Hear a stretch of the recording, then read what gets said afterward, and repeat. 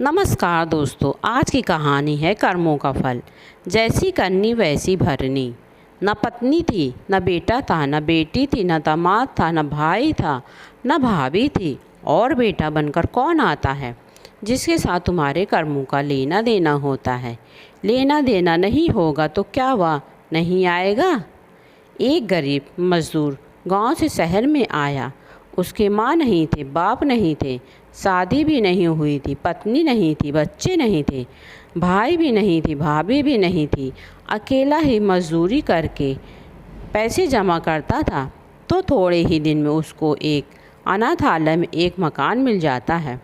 वह उस मकान में अकेला ही रहता है, उसी में बनाता खाता है। सुबह मजदूरी करने के लिए चला जाता है, शाम को फिर बना खाकर सो जाता।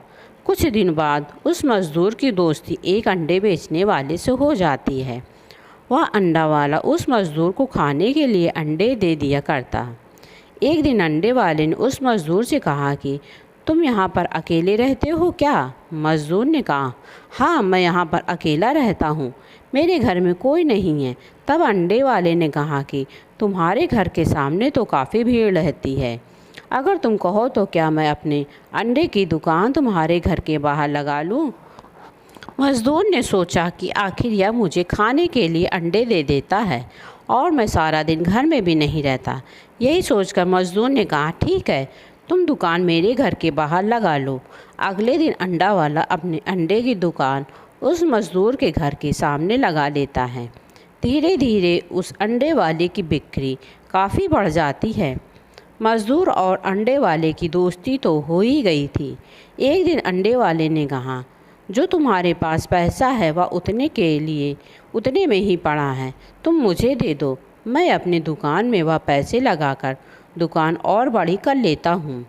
तुम मुझे दे दो, मैं दुकान में लगा दूँ तो पैसों से पैसा बढ़ जाएगा, इसलिए दे दो। मज़दूर ने अंडे वाले को पैसा दे दिया। अंडे वाले ने दुकान में सारा पैसा लगा दिया। दुकान खूब चलने लगी, खूब कमाई होने लगी।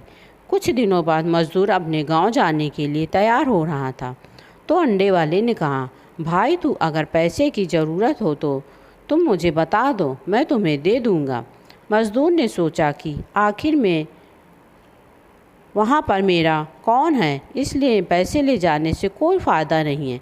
तो उसने अंडे वाले से कहा, नहीं, मैं कुछ दिनों बाद वापस आ जाऊँगा, अभी पैसा नहीं लेना है, अपने पास ही रखो। मज़दूर अपने गांव चला जाता है।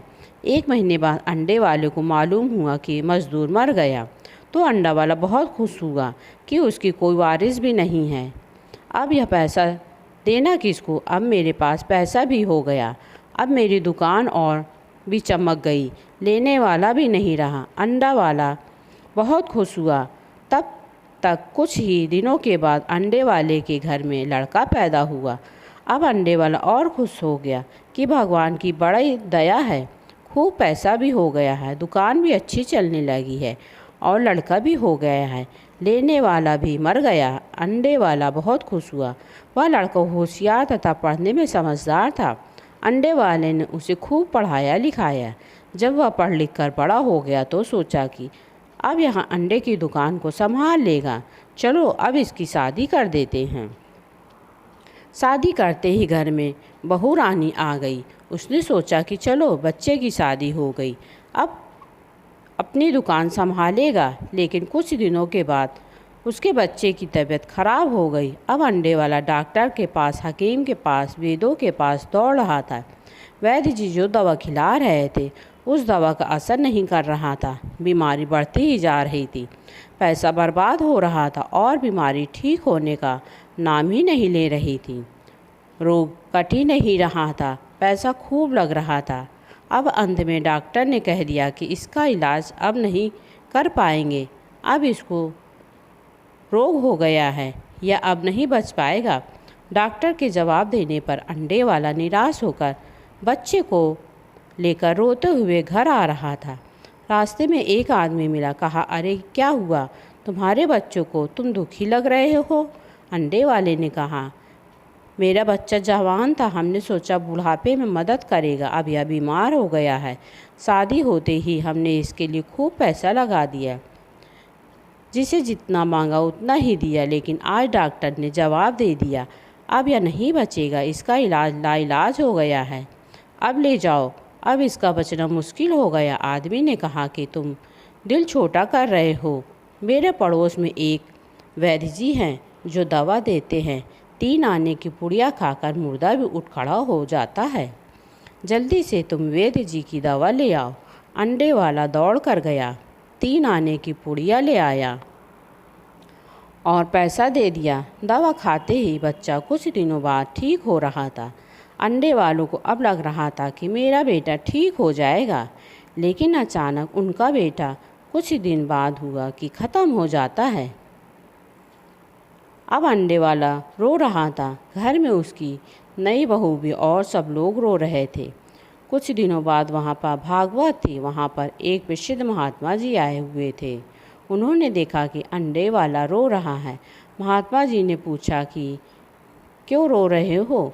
लोग बोले इस अंडे वाले का एक ही जवान लड़का था, वह भी मर गया, इसलिए सब लोग रो रहे हैं, सब दुखी हो रहे हैं।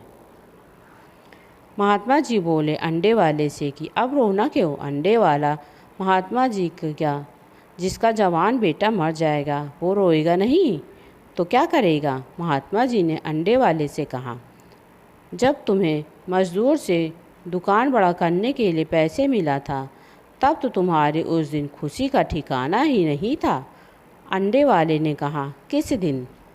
महात्मा, अरे जिस दिन वह मज़दूर मर गया था, सोचा कि अब तो पैसा भी नहीं देना पड़ेगा, माल बहुत हो गया है, तुम्हारे अंडे की दुकान खूब चलने लगी, अब देना भी नहीं पड़ेगा, बहुत खुश थे ना?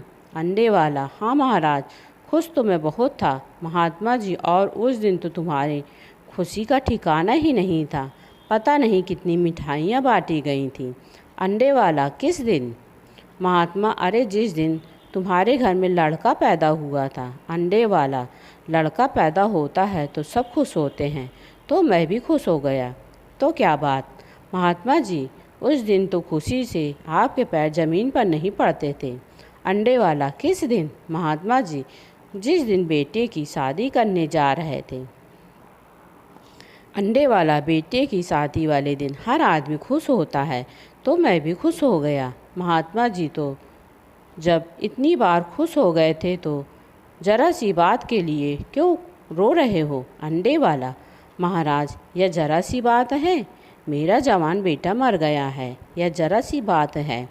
महात्मा जी, अरे अंडे वाले, अभी मज़दूर पैसा लेने के लिए बेटा बनकर आ गया, पढ़ने में, लिखने में, खाने में, पहनने में, श्रृंगार में जितना लगाया था, शादी ब्याह में सब लग गया और ब्याज दर ब्याज लगाकर डॉक्टर को दिलवा दिया।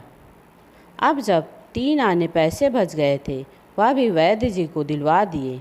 महात्मा जी ने कहा कि तुम्हारा बेटा दवा खाकर भी ठीक हो गया था, लेकिन यह सब तुम्हारे कर्मों का लेना देना था।